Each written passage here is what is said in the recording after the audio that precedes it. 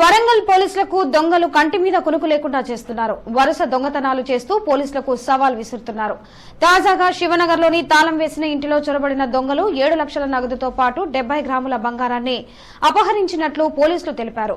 ఇంట్లో ఎవరూ లేని సమయంలో తాళం పగలగొట్టి ఇంట్లో కూర్చొని అందినంతా దోచుకున్నారని వారు తెలిపారు.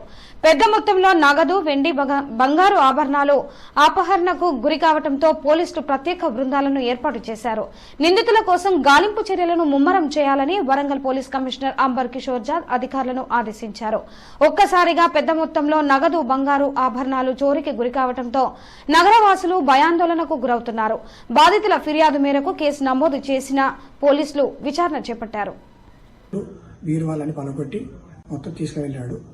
ఏ ఒక్క వస్తువు కూడా లేకుండా తీసుకెళ్లాడు. ఇందులో మా మదర్ది, నా మిస్సెస్ది, మా డాటర్ది, మా బాబుది అన్నీ ఉండే. అన్ని ఇక్కడే ఉంచినాము.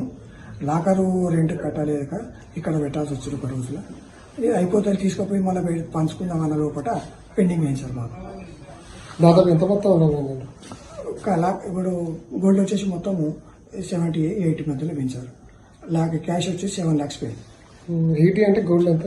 గోల్డ్ 80 తులాలు పోయింది మొత్తం. క్యాష్ 7 లక్షలు పోయిందండి. ఇంకేమైనా పోయిందండి? ఈ వస్తువులు ఇప్పుడు నేను ఇప్పుడు జస్ట్ వాళ్ళకు కూడా వచ్చిన మ్యాక్సిమం అయితే 2 వస్తువులు అయితే ఉన్నాయి. 2 వస్తువులు ఉన్నాయి.